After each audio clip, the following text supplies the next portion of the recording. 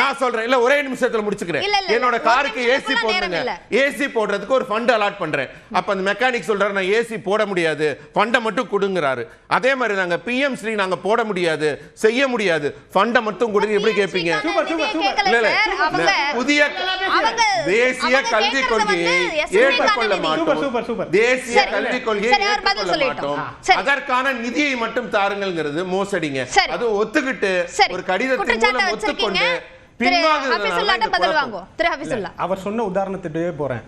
ஒரு அமௌண்ட்டை நீங்க கொடுக்குறீங்க, ஏசிக்கு இவ்வளோ, பிரேக்குக்கு இவ்வளோ, இன்ஜின் ஆயிலுக்கு இவ்வளோ, மூணும் சேர்த்து கொடுக்குறீங்க. நான் என்ன சொல்றேன், எனக்கு ஏசி வேணாம், பிரேக்கும் இன்ஜின் ஆயிலும் வேணும் அப்படின்றோம். அப்ப இவங்க என்ன சொல்றாங்கன்னா, நீ ஏசி போடலன்னா பிரேக்குக்கும் காசு தர மாட்டேன், இன்ஜின் ஆயிலுக்கும் காசு தர மாட்டேன். இருங்க நான் டேட்டாவோட சொல்றேன். இருங்க சார், இருங்க சார், சும்மா நீங்க நான் ஃபேக்சுவலா பேசிக்கிட்டே இருந்து என்ன டைவர்ட் பண்ணாதீங்க. சமகர சிக்ஷால பிஎம் ஸ்ரீ ஒரு காம்பனன்ட், ரைட் டு எஜுகேஷன் ஒரு component, inner component infrastructure and technical development. இவங்க சொல்ற மாதிரி மும்மொழி கொள்கை எதுல வரும்னா, அந்த டெக்னிக்கல் டெவலப்மெண்ட் இருக்குல்ல, ஆசிரியர்களுக்கு அவர்களுடைய அறிவை மேம்படுத்துவதில் தான் இந்த மும்மொழி கொள்கை வரும். ஆனா ரைட் டு எஜுகேஷன் தமிழ்நாட்டில் நடைமுறையில் இருக்கு, தகவல் உரிமை சட்டம் நடைமுறையில் இருக்கு. ஆனா அதை கொண்டு போய் சமகர சிக்ஷால சேர்த்துட்டு இப்ப தகவல் உரிமை சட்டமும் கொடுக்கல. இவங்க லாஜிக் படி ஏசிக்கு கொடுக்கலனா பரவாயில்ல, பிரேக்குக்கும் தரல, இன்ஜினுக்கும் தரல, கல்வி உரிமைக்கும் தரல. இதுதான் பிரச்சனை. இவரே ஒத்துக்கிட்டாரு. 44,800 கோடி மொத்த கல்வி பட்ஜெட் தமிழ்நாட்டுக்கு. இப்ப மாத்தாதீங்க. அப்படி இல்ல இல்ல ஏன் நேரமா அவங்க நேரமா, ஏன் நேரமா, ஏன் நேரமா அவங்க நேரமா, ஏன் நேரமா அவங்க நேரமா. சார் திராணி இருந்தா, திராணி இருந்தா, திராணி இருந்தா நான் சொன்னது போய் டாக்குமெண்ட் இல்ல இல்ல ஏசி போடல, காசு கொடுக்கல. இல்ல இல்ல சார், பொய்யா இருந்துச்சுன்னா என்ன பண்ண போறீங்க? 44,800 கோடி உங்க மொத்த பட்ஜெட்டா இல்லையா? எங்க பட்ஜெட்டை விடுங்க, மாத்தி பேசாதீங்க சார். அபிநயா நான் மாத்த மாட்டேன். அபிநயா இது ஏன் பதற்றம் பதற்றம் பதற்றம் பதற்றம் பதற்றம் மக்களே கிடையாது. மக்களே ஒரு பொய்யா சொல்லி மாட்டிக்கிட்டாரு. காம்பனன்ட் வந்துருச்சு காசு. இல்ல இல்ல வாங்கிட்டாங்க, என்னால ப்ரூவ் பண்ண முடியும். தெளிவா நான் திரும்ப இதே பிஎம் ஸ்ரீக்கு பதற்றம் பிஎம் ஸ்ரீ அமல்படுத்துறோம்னு சொல்லி பதற்றம் அவருக்கு இல்ல அபிநயா நேரம் கொள்ளையடிங்க. 3000 கோடி வாங்கிட்டாங்க தமிழக அரசு. 3000 கோடி பிஎம் ஸ்ரீக்கே வாங்கி இருக்காங்க. நேரத்துல அவர் பேசிடட்டும் சரியா? திரும்ப அதே பதிவு பண்றேன். இவர் சொல்றது முழுக்க முழுக்க போய் ஆர்டிஇ ஃபண்ட்ஸ் சமகர சிக்ஷால சேர்ந்திருக்கு, அந்த பணமும் வரவில்லை அப்படின்றது தமிழக அரசு வாங்கி இருக்காங்க. இல்ல இல்ல இருங்க, அது வேற சார். அடுத்தது 44,000 கோடின்றது எங்க பட்ஜெட்? அது என்ன பிரச்சனை? அது டிபேட்டபிளே கிடையாது, டாக்குமெண்டாவே பட்ஜெட்ல கொடுத்துட்டு இருக்குமே. அது ஒரு வாதமா எடுத்துட்டு வர வேண்டிய அவசியம் என்ன? இங்க என்னன்னா, தமிழ்நாட்டுடைய உரிமையை ஏன் கொடுக்கலன்ற ஒரு கேள்விக்கு அதுக்கு பதில் சொல்லாம உங்களோட பட்ஜெட் 44,000 கோடினா அது எங்களுடைய பட்ஜெட். ஆனா சார் இருங்க சார், நீங்க பேசுறப்ப நான் குறுக்கிடல. இல்ல இல்ல உண்மை, நீங்க சொல்லாத ஒரு காம்பனன்ட் தான் வரல உங்களுக்கு. என்ன காம்பனன்ட்? ஒரு காம்பனன்ட் பிஎம் ஸ்ரீக்கான காம்பனன்ட் மட்டும் தான் மறக்கப்பட்டது. மொத்த காம்பனன்ட் வராம இல்ல. நீங்க என்ன ப்ரூவ் பண்ணுங்க சார், டேட்டா கொடுங்க சார். நான் சொல்றேன் சார், சும்மா சொல்லாதீங்க, டேட்டா கொடுங்க. நான் ப்ரூவ் பண்றேன் 3000 கோடி நீங்க வாங்கிட்டு காம்பனன்ட் வரல. இல்ல திரு பிரியன், இப்போ நிதி சார்ந்த கோரிக்கைகள், அது நீங்க ஏற்கனவே உங்களோட முதல் சுற்றிலே அந்த கருத்து தெரிவிச்சிருந்தீங்க. அந்த நிதிக்கு சார்ந்த கோரிக்கைகள் அனைத்துமே நிதி ஆயோக் கூட்டத்தில் முன்வைக்கப்பட்டது. அதற்கு பிறகாக அந்த தனியாக சந்திப்பு நடந்ததுதான் இந்த விமர்சனத்துக்கு காரணம் சொல்றீங்களா? என்னுடைய கருத்து. அதாவது இவர் கூட ரேவந்த் ரெட்டி கூட தனியாக சந்திச்சிருக்காரு, ஹேமந்த் சோரன் கூட தனியாக சந்திச்சிருக்காரு. ஆனால் தமிழ்நாட்டில் இன்னைக்கு இருக்கிற சூழலில் இவர் தனியாக சந்தித்து மனு கொடுத்துருக்காரு. இப்போ நீங்கள் தனியாக இவர் கூட எடப்பாடி தனியாக செஞ்சுட்டு சொன்னார். நான் தமிழ்நாட்டு நலன்கள் பற்றி தான் அமித்ஷாட்ட பேசினார். பேசிட்டு இருக்கும் போதே கூட்டணியை பற்றி ட்விட்டரை போட்டாரு அமித்ஷா.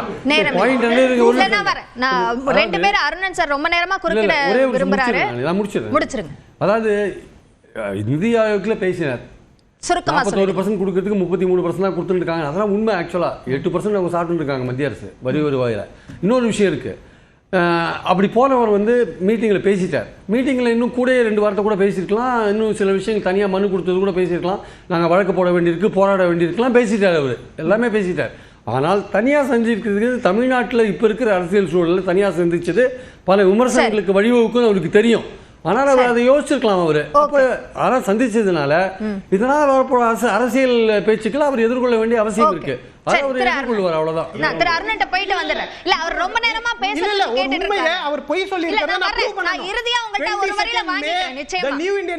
செய்தி வந்திருக்கு, time runs out for RT admissions in Tamil Nadu private schools as central funds withheld. இது தமிழ்ல இருக்கும் என்னன்னா மாநில அரசு கிட்ட நிதி ஒன்றிய அரசு தராதனால இந்தியா டுடேல வந்திருக்கு 6171 கோடி ரூபாய் மத்திய அரசு கொடுத்திருக்காங்க.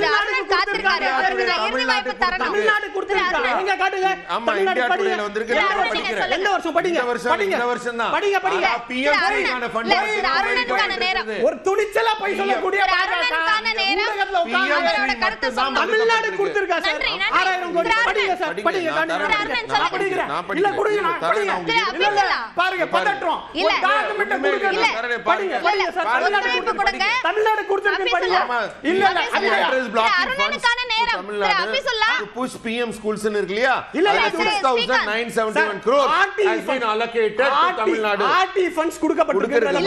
இந்த நிகழ்ச்சியில 5 பேர் பங்கேற்றிருக்காங்க. நீங்க 2 பேர் மட்டும் இல்ல. 2025 க்கு கொடுக்கப்பட்டிருக்கு. அருணனுக்கான நேரம் அவர் பேசணும். இல்ல அவர் பேசணும். திரு அருணன் நான் எல்லாருக்கும் வாய்ப்பு தரணும். நீங்க ஒரு செய்தி காட்டுறீங்க, நான் ஒரு செய்தி காட்டுறேன். ஆமா இருக்கு பாருங்க. ரெண்டு பேரும் கொஞ்சம் அமைதியா இருங்க. நிகழ்ச்சி நடத்துறதுக்கு கொஞ்சம் ஒத்துழைப்பு கொடுங்க. இல்ல நீங்க அந்த பகிர்வெல்லாம் நீங்க அப்புறம் நிகழ்ச்சி முடிஞ்சதுக்கு அப்புறம் நடத்திக்கலாம். திரு அருணன் 2025 படிங்க. நீங்க படிங்க. திரு அருணன் இல்ல நீங்க படிச்சு நீங்க ஒரு விருந்தினருக்கு வாங்க. அருணன்ட்ட கருத்து வாங்கிக்கலாம். 340 கோடி ரிலீஸ் ஆயிருக்கு ஃபண்ட்ல. மொத்த பட்ஜெட் எவ்வளவு? 6171 கோடி அலோகேட் ஆயிருக்கு உங்களுக்கு. ஒண்ணுமே வரல நீங்க. எப்படி வராம போயிருக்கு? இல்ல உங்க ரெண்டு பேருக்கும் நான் சொல்றது கேக்குதா புரியுதா? நிகழ்ச்சி நேரத்தை தாண்டி போயிட்டு இருக்கோம். நீங்க 2 பேர் மட்டும் விவாதத்துல கலந்துக்கல. திரு அருணன் உங்க கருத்தை சொல்லுங்க. இல்ல அதாவது பாஜக நண்பர் ஒரு வாக்கியம் சொன்னார் கவனிக்க. நிதி ஆயோக் கூட்டத்துல தமிழ்நாடு முதலமைச்சர் கலந்து கொண்டது அண்ணாமலையோட ஸ்டேட்மென்ட் இது. நேரம் இல்ல அண்ணாமலையோட ஸ்டேட்மென்ட் டேட்டாவே கிடையாது. இது அண்ணாமலையோட ஸ்டேட்மென்ட். அது முக ஸ்டாலினோட ஸ்டேட்மென்ட். இல்ல இது வந்து நியூஸ் எக்ஸ்பிரஸ் ஆர்டிகலா போட்டுருக்கு. ஒரு செய்தி ஆசிரியர் வந்திருக்கு. ஒரு பொய்யா ஒரு செய்தி வந்திருக்கு. பொய் இல்ல நீங்க ஒத்துழைப்பு கொடுக்க மாட்டீங்க. அது எப்படி அண்ணாமலை ஸ்டேட்மென்ட்? அண்ணாமலையோட ஸ்டேட்மென்ட் செய்தி. திரு அருணன் தான் பேசுறாங்க. என்னமா பேசியிருக்காங்க? மைக்கேல் பட்டியல மதமாற்றம் நடந்துன்னு பேசியிருக்காரு. அது செய்தியா? நீங்க தான் எல்லாம் மாறி போறீங்க. பொய்யா பேசுறது பாஜக இல்லங்க. இது கொஞ்சமாவது ஒத்துழைப்பு கொடுங்க. திரு அருணன் காத்திருப்பது திரு அருணன் தான். வேண்டிய கட்டாயம் இருக்கு. இல்ல அவருக்கான நேரத்துல தான் நீங்க வழி இல்ல. பரவாயில்ல நீங்க சொல்ல முடியாது திரு அபிசுல்லா. ஒரு பொய் சொல்றாரு நீங்க பேசுங்க. பரவாயில்லன்ற முடிவை நான் தான் இங்க எடுக்கணும். திரு அருணன் ஒருத்தர் ஒரு பொய் பேசுறப்போ அதை நிரூபிக்க வேண்டிய கட்டாயம் இருக்கு. அத டாக்குமெண்ட் காட்டி பொய் பேசினாரா அது இன்னும் நிகழ்ச்சி கட்டாயம் இருக்கு. சகோதரி பேச விட மாட்டேங்கிறாங்க. திரு அருணன் பேசணும் சார். இல்ல சார் சார் அவர் காத்திருக்காரு. உங்களுக்கு புரியுதா இல்லையா சார்? சுப்ரீம் கோர்ட் திரு அருணன் ஸ்டுடியோல இருக்கவங்களே பேசிக்கிட்டு இருக்காங்க. ஸ்டுடியோல நீங்க இருக்கவங்களே சொல்லுங்க திரு அருணன். இல்ல அதாவது பாஜக செய்தி தொடர்பாளர் எப்படி சொல்றாரு பாருங்க.